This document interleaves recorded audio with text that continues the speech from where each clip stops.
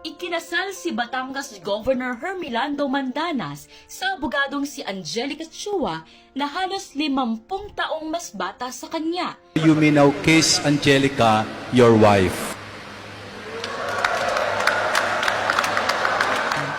Idinaos ang kasalan sa Basilica of the Immaculate Conception sa Batangas, habang ang resepsyon naman ay sa harap mismo ng Kapitolyo ng probinsya.